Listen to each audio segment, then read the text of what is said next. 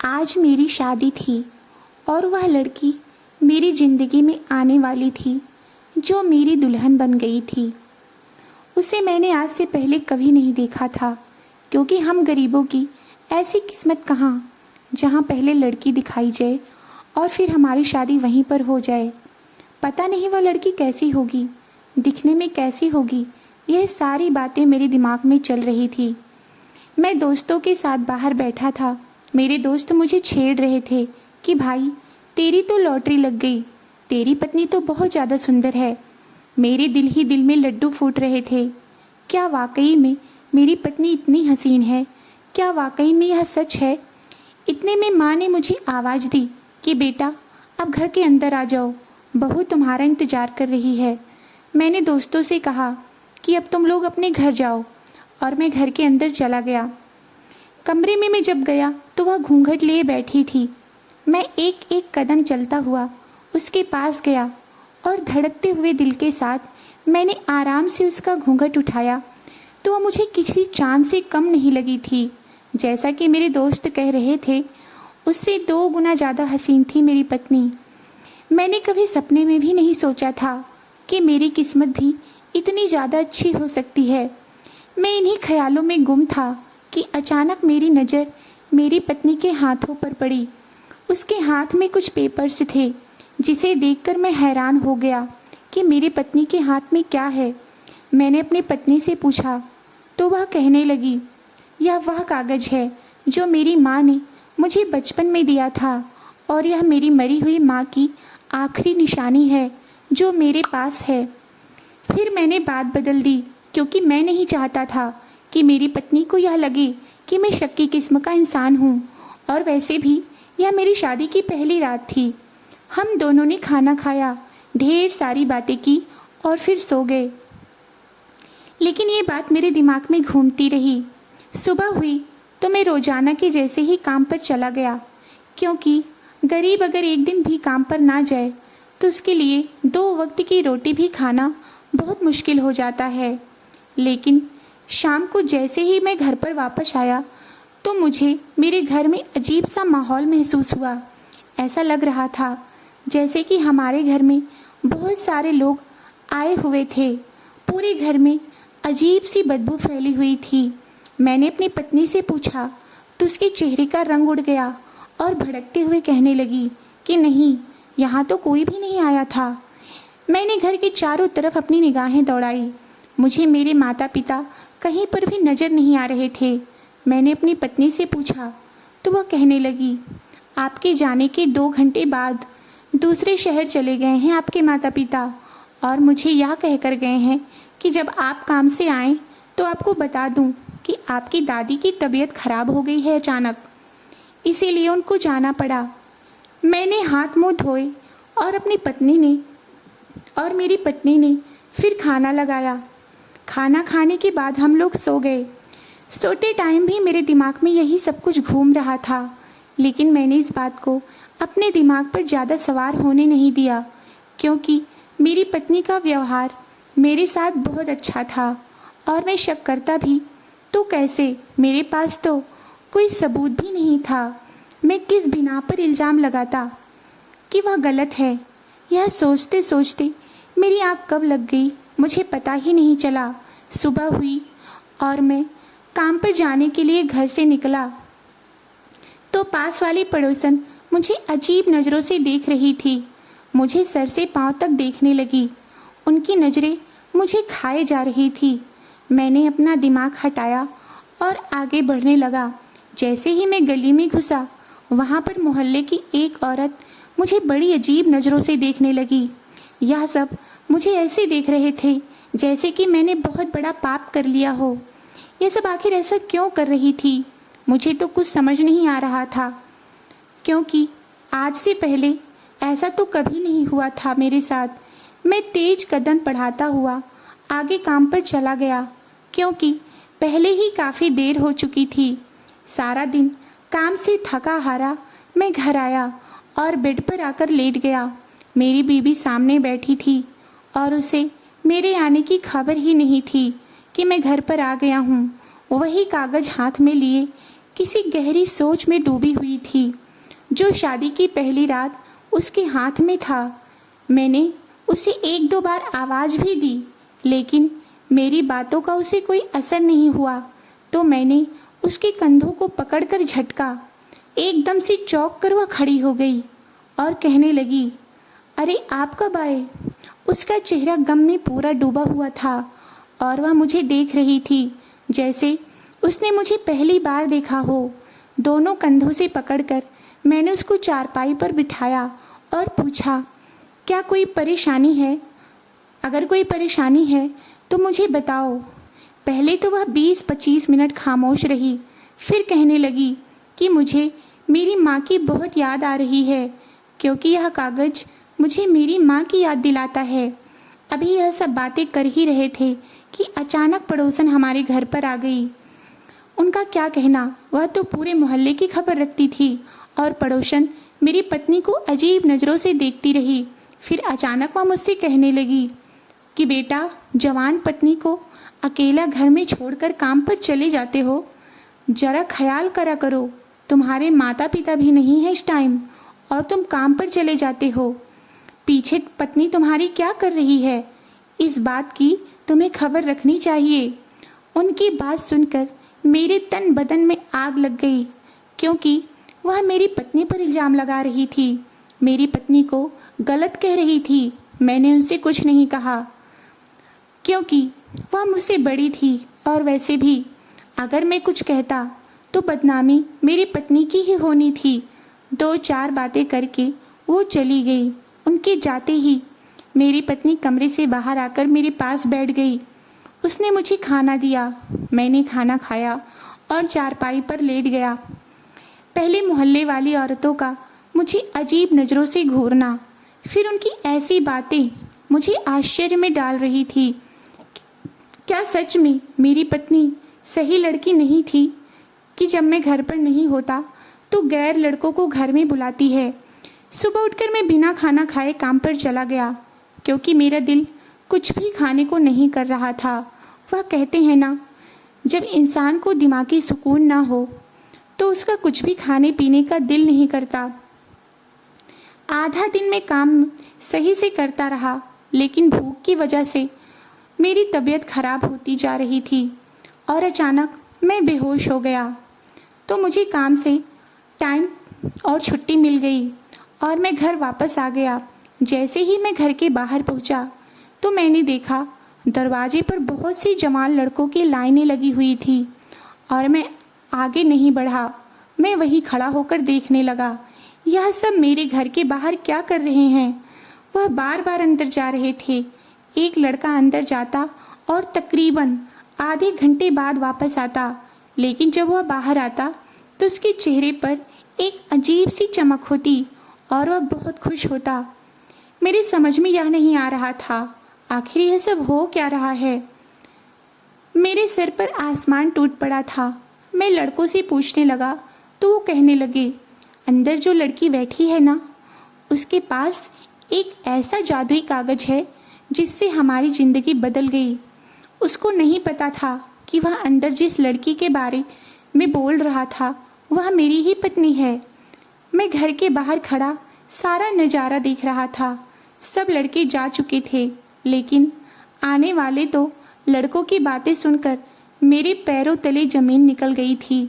मैं सोच भी नहीं सकता था कि मेरी पत्नी ऐसी निकलेगी और मेरी पत्नी ऐसा घटिया काम भी करेगी। क्या कुछ लड़के जो बातें कर रहे थे वे सच थे या फिर वह लड़के झूठ बोल रहे थे? लेकिन उनको भी झूठ बोलकर क्या मिलेगा, वह तो मुझे जानते तक नहीं थे। 3 घंटे बाद सब चले गए। दिल तो कर रहा था कि अभी जाकर अपनी पत्नी के गाल पर जोरदार थप्पड़ मारूं और उससे पूछूं कि मेरी मोहब्बत में क्या कमी रह गई थी कि तुमने ऐसा काम किया और मेरे जाने के बाद तुम यह सब क्यों करती हो। लेकिन मैं ऐसा भी तो नहीं कर सकता था, क्योंकि मेरी अभी नई नई शादी हुई थी। सारे मोहल्ले वाले क्या सोचते कि मैं अपनी पत्नी से झगड़ा कर रहा हूँ। मैं चुपचाप घर जाकर चारपाई पर बैठ गया। मेरे दिल में हजारों सवाल उठे थे, लेकिन उनका जवाब मैं कैसे अपनी पत्नी से पूछ सकता था? अगर मैं अपनी पत्नी से यह कहता कि तुम गलत हो, तुम मेरे घर से जाने के बाद गलत काम करती हो, मेरे पीठ पीछे से घटिया हरकत करती हो, तो वह मुझे छोड़कर भी जा सकती थी, क्योंकि मेरी अभी नई नई शादी हुई थी और पत्नी से ऐसे सवाल करना सही भी नहीं था। लेकिन मैं करता भी तो क्या करता? परेशान हो गया था मैं। इन्हीं सोच में बैठा था कि तभी पत्नी की आवाज़ आई, सुनिए, पानी तो पी लीजिए, कब से खड़ी हूँ। मैंने पानी का गिलास पकड़ा और पानी पीकर लेट गया।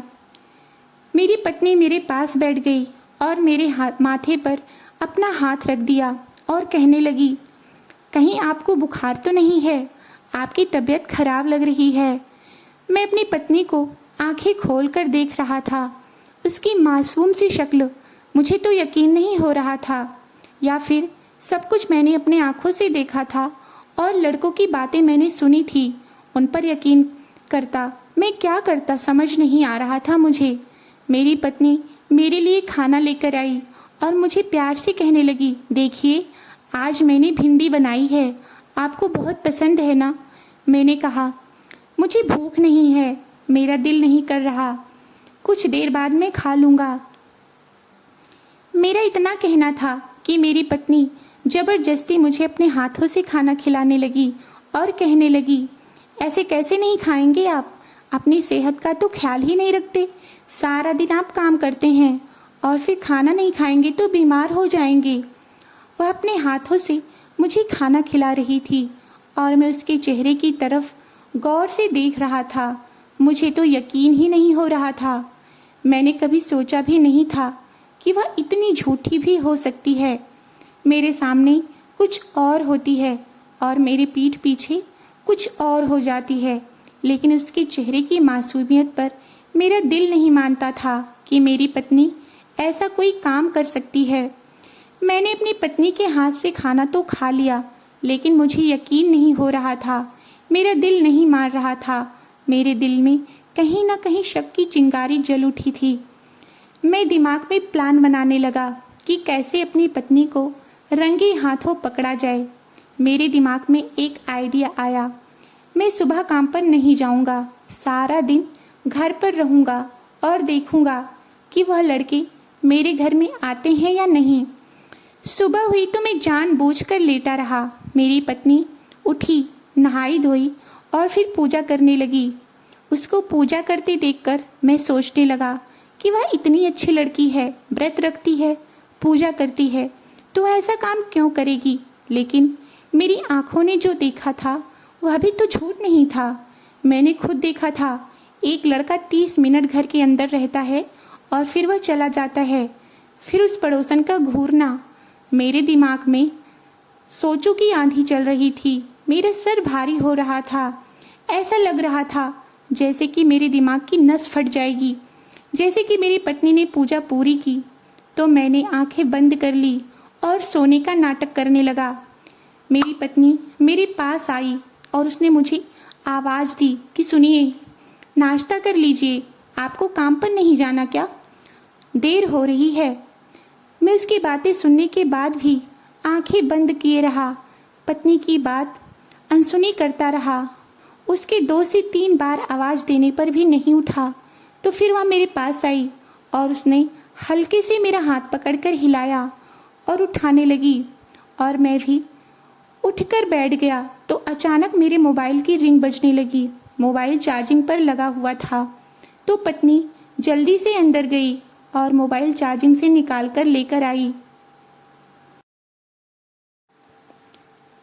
मोबाइल स्क्रीन पर मैंने नंबर देखा तो वह मेरे माता पिता का था। 20-25 मिनट पिताजी से बात हुई। वे घर का हालचाल पूछ रहे थे और बता रहे थे उनको यहाँ पर कुछ दिन और लग सकते हैं, क्योंकि मेरी दादी की तबीयत अभी भी कुछ ही बेहतर हुई थी। जैसे बात बंद हुई तो मेरी पत्नी ने नाश्ता मेरे सामने लाकर रख दिया और कहने लगी, जल्दी से नाश्ता कर लीजिए और काम पर चले जाइए। मुझे एक बात समझ में नहीं आ रही थी कि मेरी पत्नी ऐसी हरकतें क्यों कर रही थी। मैं उठकर वॉशरूम में चला गया और फिर हाथ मुंह धोने के बाद चारपाई पर आकर बैठ गया और अपनी पत्नी से कहने लगा कि मैं आज काम पर नहीं जाऊंगा, आज मैंने छुट्टी ले ली है। बस इतना कहना था कि मेरी पत्नी के चेहरे का रंग उड़ने लगा। आज मेरी पत्नी यह बात सुनकर परेशान हो गई और कहने लगी, आपको काम पर क्यों नहीं जाना? तो मैंने कहा कि आज हम बाजार जाकर कुछ सामान खरीद कर ले आते हैं, दिवाली भी तो आने वाली है। मैंने सोचा है कि कुछ खरीद लेते हैं। मैं तो बहाने बना रहा था कि किसी न किसी तरह घर में रहकर अपनी पत्नी पर नज़र रखूं। और वैसे भी मैंने यह सुन रखा था कि किसी भी औरत से शॉपिंग का नाम लिया जाए तो उसकी खुशी की इंतहा नहीं रहती। लेकिन मेरी पत्नी सबसे अलग थी। मुझसे कहने लगी कि दिवाली में तो अभी बहुत समय है, आप काम पर जाइए। हम गरीब लोग एक दिन नहीं कमाएंगे तो खाएंगे कहाँ से? जैसे तैसे करके उसने मुझे काम पर जाने पर मजबूर कर दिया। अब तो मेरा शक यकीन में बदल चुका था और मैं काम पर जाने को तैयार हो गया। मैंने देखा कि मेरी पत्नी के चेहरे की परेशानी भी खत्म हो चुकी थी और अब वह नॉर्मल हो चुकी थी। मैं घर से बाहर निकलने लगा तो मैंने पीछे मुड़कर देखा कि मेरी पत्नी वहीं पर खड़ी है, वही कागज हाथ में लिए उसे चूम रही थी। उसे यह नहीं पता कि मैं यह सब कुछ देख रहा हूँ।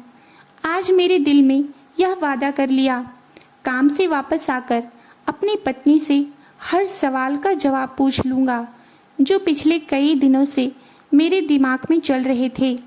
अभी मैं उसी गली में घुस रहा था तो एक नौजवान लड़का वहाँ से जा रहा था और फ़ोन पे बातें कर रहा था। यार, कल भी मैं लेट आया था और लाइन में सबसे पीछे था। कल मेरा नंबर नहीं लगा था, आज मैं सबसे जल्दी पहुँच जाता हूँ ताकि सबसे पहले मेरा नंबर लगे। और वैसे भी अंदर तो 30 मिनट का काम होता है, सबसे पहले मैं करूँगा। लड़का फ़ोन पर बातें करते हुए मेरे आगे से गुजर गया और मेरे घर के दरवाजे के सामने जाकर खड़ा हो गया। उसकी बातें सुनकर मेरे कदम बेजान हो गए थे। मैंने कभी ज़िंदगी में भी नहीं सोचा था कि मेरी पत्नी मुझे काम पर भेजकर गैर मर्दों के साथ ऐसा घटिया काम करती होगी। मुझे अपनी पत्नी से घिन आने लगी थी और उस पर गुस्सा भी आ रहा था।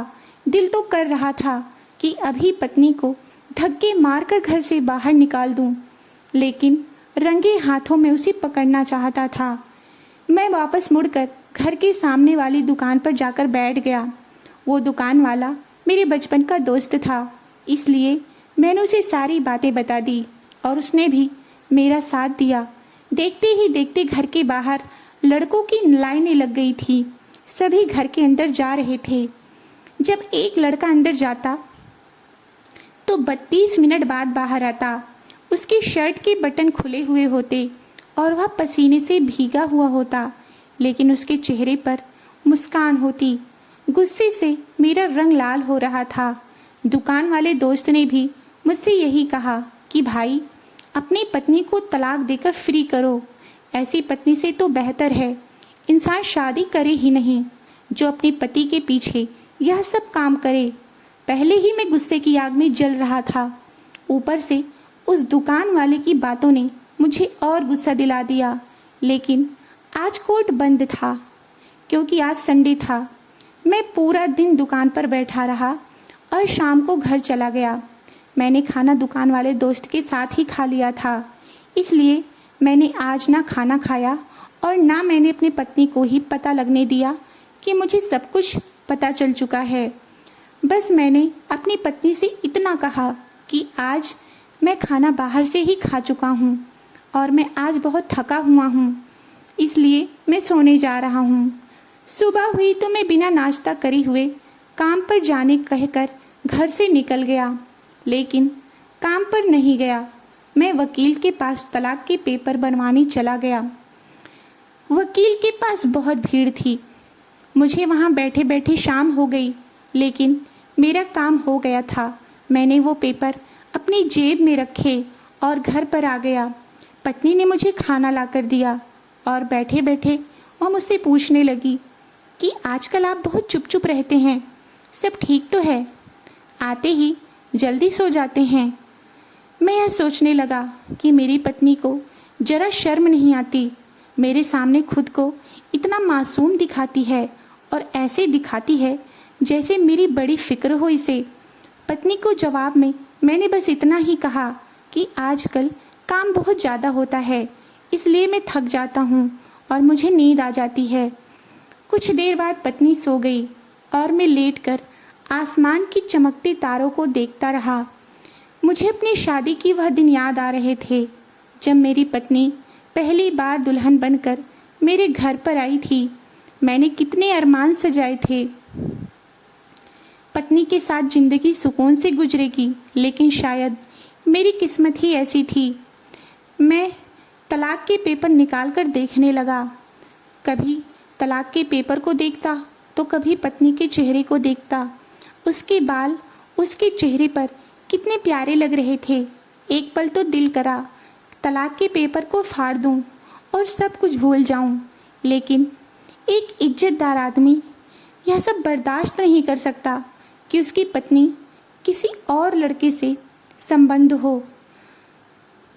तब मैं अंदर कमरे में चला गया पलंग से उठकर, और मैंने अलमारी से पेपर उठाया जिसको मेरी पत्नी पहली रात अपने साथ लेकर आई थी और जिसे अपनी आंखों के सामने रखती थी। मैं पेपर उठाकर अलमारी बंद करने ही लगा था कि मुझे अलमारी में एक फाइल पड़ी नजर आई। मैं उस फाइल को देखकर सोच में पड़ गया, जो आज से पहले मैंने उस फाइल को कभी नहीं देखा था। मैंने फाइल को उठाने से पहले बाहर आकर एक नज़र अपनी पत्नी को देखा। कहीं वह जाग तो नहीं गई, लेकिन वह सोई हुई थी। वापस कमरे में गया और वह फाइल कमरे में से निकालकर उसके ऊपर डाइवोर्स के पेपर लगा दिया। तभी मेरे दिल में ख्याल आया, एक बार इस फाइल को खोलकर देख लूं कि फाइल के अंदर ऐसा क्या है। फाइल खोलकर देखा तो मेरी आंखें फटी की फटी रह गई। मुझे तो यकीन ही नहीं आ रहा था कि जो मैं देख रहा हूँ यह सब सच है, या फिर मेरी पत्नी ऐसा काम कर सकती है। यह मेरे दिमाग में भी नहीं था।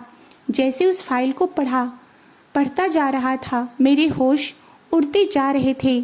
मेरी पत्नी की सच्चाई यह होगी, मैंने ज़िंदगी में कभी सोचा भी नहीं था। उस फाइल पर एक एड्रेस लिखा था। मैंने वह पता नोट कर लिया और फाइल वहीं अलमारी में रख दिया ताकि पत्नी को शक ना हो। अपनी पत्नी का नया सच मेरे सामने आया था।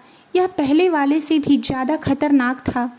अब मुझे सुबह होने का इंतज़ार था कि कब सूरज की पहली किरण निकले और मैं उस फाइल वाले राज का पता लगा सकूं। मैंने वह तलाक के पेपर भी अपने ही जेब में डाल दिए थे, क्योंकि पहले मुझे इस हकीकत का पता लगाना था। पिछले कई दिनों से काम पर नहीं जा रहा था, लेकिन मेरी पत्नी को इस बात की बिल्कुल भी भनक नहीं पड़ी। सारी रात मैं इन्हीं सोच में गुम रहा और कब सुबह पक्षियों की आवाज़ मेरे कान में पड़ी पता ही नहीं चला। मैं पत्नी के उठने से पहले हाथ मुंह धोकर घर से बाहर चला गया। मैंने कहीं रिक्शा वाले को एड्रेस दिखाया तो उसकी समझ में नहीं आया। एक बूढ़े आदमी उतरे तो मैंने उनसे पूछा, जिसे देखकर वह कहने लगे, बेटा मुझे पता है यह कहाँ पर है और मैं अभी अभी इसी पते से होकर आया हूँ। मेरा बेटा इस जगह पर नौकरी करता है। उन्होंने मुझे वहाँ तक जाने का रास्ता बताया और मैं पूछता हुआ वहाँ तक पहुँच गया। मेरे सामने कोई घर नहीं था, बल्कि यह तो एक बहुत बड़ी फैक्ट्री की मशीन थी। यह देखकर बहुत हैरत हुई और मेरी पत्नी का नाम लिखा हुआ था। फिर मैंने सोचा कि मेरी पत्नी के नाम की तो हजारों औरतें होंगी, लेकिन उस नाम के साथ मेरी पत्नी की तस्वीर भी लगी हुई थी। मैं अंदर चला गया। सामने ऑफिस था। मैंने सोचा अंदर जाकर पता करता हूँ। जैसे मैंने अंदर कदम रखा तो कमरे की दीवारों को देखकर मेरे तो रंग उड़ने लगे। हर दीवार पर मेरी पत्नी की तस्वीर लगी हुई थी। एक कमरे में बड़ी कुर्सी तो खाली थी, लेकिन उसके बराबर वाली कुर्सी पर एक लड़की बैठी हुई थी, जो मुझे देखकर हैरत में आ गई और मुझसे पूछने लगी, आप कौन हैं और आपको किससे मिलना है? मैंने उस लड़की से दीवार पर लगी लड़की की तस्वीर दिखाकर पूछा कि यह तस्वीर वाली लड़की कौन है। तो वह कहने लगी, यह हमारी मालकिन की तस्वीर है, जो इस फैक्ट्री की मालकिन है। मुझे अपने कानों पर यकीन नहीं हो रहा था कि लड़की जो कह रही है क्या वो सच है। अगर हाँ वो सच था तो उसने मुझ जैसे मजदूर से शादी क्यों की थी। यह क्या हो रहा था मेरे साथ। मैंने अपनी पत्नी को सारी कहानी बताई घर आकर और उससे उन सब के बारे में पूछा तो वह मेरे तरफ मुस्कुरा कर कहने लगी, मैं अमीर बाप की इकलौती बेटी थी। मेरे पापा की सारी दौलत मेरे नाम थी। मैं अमीरी की ज़िंदगी से तंग आ चुकी थी। मेरा ख्वाब था कि मेरी शादी एक गरीब आदमी से हो जो इज्जत देना जानता हो। क्योंकि मेरे पास पैसों की कमी नहीं थी, इसलिए मैंने आपसे शादी करी। और यह राज आपको आज तक नहीं बताया कि मेरी असल हकीकत क्या है। असल में जो हमारे घर के बाहर लड़कों की लाइन लगी होती थी वो दरअसल नौकरी के लिए आते थे। उनका एक एक करके इंटरव्यू लेती हूँ और उनके कागज़ पर साइन करती हूँ और सब लड़के मेरे सेक्रेटरी को वह कागज़ दिखा देते थे और उनको वहाँ पर नौकरी मिल जाती थी। और जब समझदार लड़के जो लगते मैं उन्हें दोबारा तैयारी करके आने का कह देती थी। अगर आपके सामने मैं यह सब कुछ करती तो आप मुझसे इसकी वजह पूछते, इसलिए मैंने यह सब कुछ छुप करके किया था। पत्नी की बातें सुनकर मुझे सुकून होने लगा था। मेरी पत्नी थी इतनी मासूम, इतनी दयालु दिल थी और मैं उस पर बेवजह शक करता रहा। मैं भगवान का शुक्रिया अदा करता हूँ मैंने उस रात जल्दबाजी में डाइवोर्स के पेपर पर साइन नहीं किए थे, वरना इतनी अच्छी पत्नी को मैं हमेशा के लिए खो देता। मैंने डाइवोर्स के पेपर को फाड़ दिया और पत्नी से माफ़ी मांग ली। बदले में मेरी पत्नी ने कहा कि गलती उसकी है। अगर वह शुरू में सब कुछ सच सच बता देती तो तुम्हारी सोच उस तरफ जाती ही नहीं। लेकिन उस सब से मुझे यह सबक मिला था, आधा सच बहुत खतरनाक होता है। हमेशा पूरी तहकीकात करने के बाद ही कोई फैसला लेना चाहिए, वरना पछताने के सिवा कुछ हाथ नहीं आता। आज मैं अपनी पत्नी के साथ खुशहाल ज़िंदगी गुजार रहा हूँ। मैं अभी भी मजदूरी ही करता हूँ, क्योंकि अगर मेरी पत्नी को एक मेहनत करने वाले से शादी करनी थी तो अपनी मासूम दिल पत्नी के लिए मैं यह सब कुछ तो करने के लिए तैयार ही था। वो अलग बात है कि मेरी पत्नी ने वह फैक्ट्री खरीद ली थी। मैं फैक्ट्री का मालिक था, लेकिन मैं फिर भी मज़दूरों के साथ मिलकर मेहनत किया करता था।